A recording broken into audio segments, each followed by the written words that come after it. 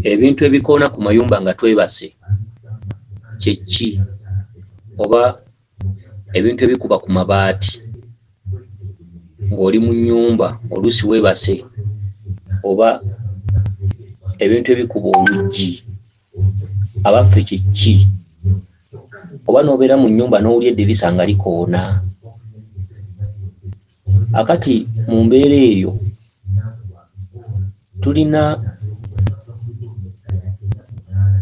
embeera nnyingi eziyitira mu mpewo, nga mu zo tujja kulabiramu ensonga y'emizimu, ensonga y'amayembe, ensonga ya kabaka bulamu. Ensonga ezo tujja zitunuulira bwe tuti. Omuntu oyinza okubeera mu nnyumba n'owulira ebikuba ku mabaati ng'amayinja, ago gatera kuba mayembe.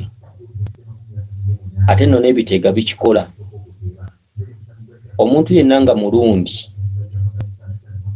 ebiteega bikolera ddala akabonero ak'okukuba ku mabaati amayinja gennyini.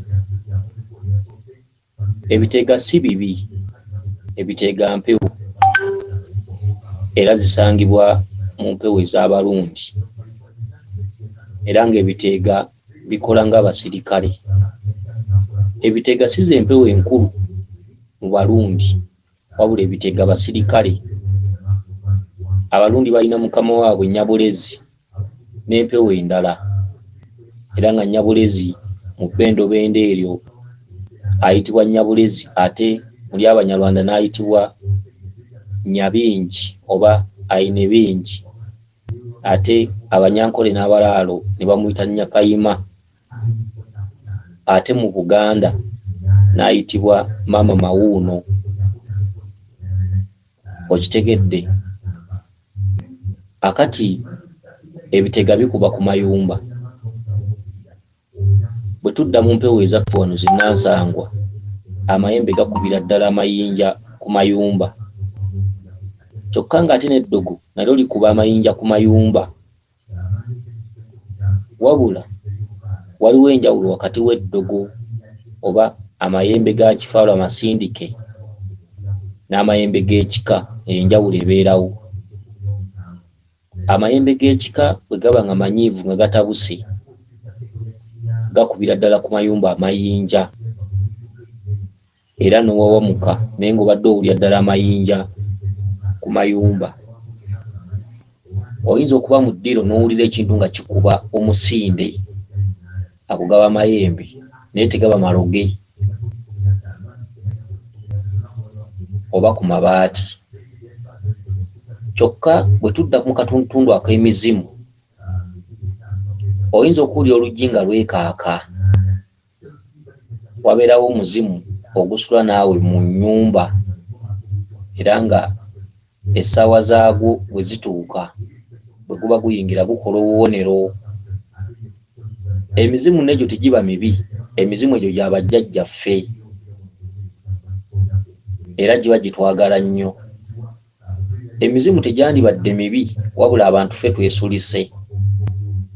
Omuntu toyinza kuddira kibanja ekyakulekerwa kitaawo ng'afa oba n'abalekera ekibanja kye, yasobola okukikuuma n'abakuza.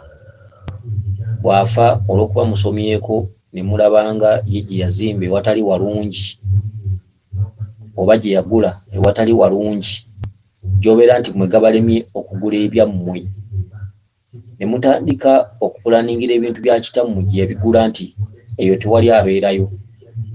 Bw'oba tuyagala kubeerayo, lwaki tokola n'ogula ekikyo eky'obusika n'okireka?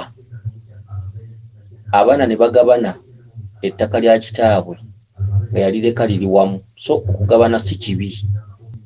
Naye ate bwe bagabana, buli omu n'ayagala atunde w'agabanye, ate omuntu atunze tayagala kuzzaawo kibanja, kubanga ekibanja kikubanja olubeerera, era teri muntu atunda kibanja abeera mirembe. Omuntu asobola okubeera obulungi ye muntu atunze ekibanja n'addamu n'agula ekibanja awalala.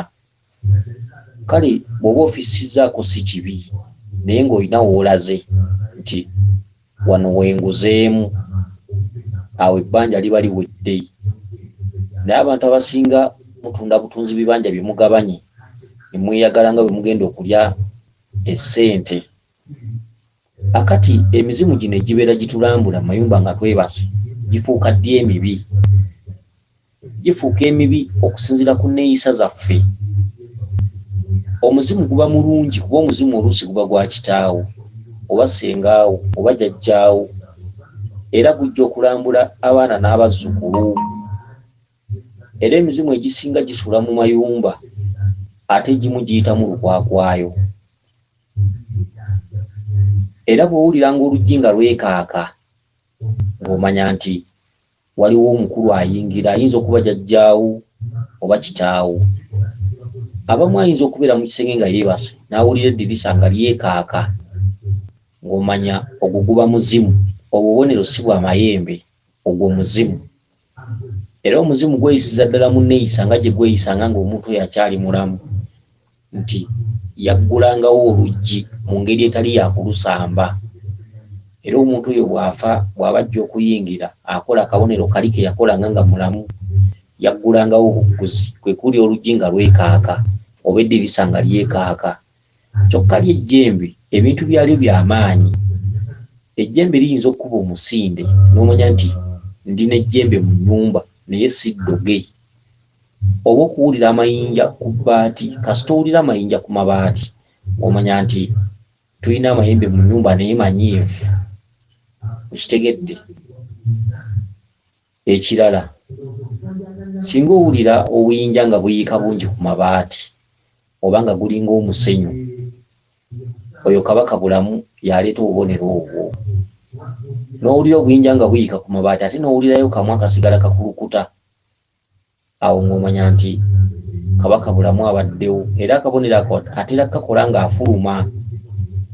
Okitegedde? Atera kakola ng'afuluma. Kale ng'omuntu eyolekerwa embeera eyo oba awulira embeera eyo, olina okwegendereza ate n'okutambula weenoonye. Akati embeera eyo si mbi, wabula ebeera mbi ng'olina ebbanja, amabanja. Naye okwekaka kw'eddirisa tekutegeeza amabanja oba busungu, wabula guba muzimu nga guzze mu nnyumba era nga bulijjo oyinza okwekanga nga musula mwenna. Gubeerawo essaawa bbiri n'okukukuuma n'okukulaba oba wooli oba okutaliza abalabe. Kyokka abantu bano beeyisa obubi, okusimba eddagala ku malaalo, okukola ebintu ebitasaana. Embeera eyo bwe baba nga bagikyaza mu nnyumba oluusi ebeera ezze okukubonereza. Era oyinza okuwulira embeera eyo ey'eddirisa oba ey'oluggi oba ey'omusinde ate n'okera kulwala bulwazi. Kale no mwegendereze ku nneeyisa baana mmwe ab'obulenzi n'ab'obuwala. Mulekerawo okutunda ebintu ebisigaddewo nga ebyobusika. Mujja kulaba ng'ensi efunye emirembe. Kakati mu mbeera eyo suubira okuba nti musajja mukulu ono yabuuza ekibuuzo ekyo eyeddira ente nti ategedde bulungi. Weewaawo abakuume Liisodde n'eddunda Namugereka Kiwa Mirembe yenze Omulangira Jjuuko Munabuddu.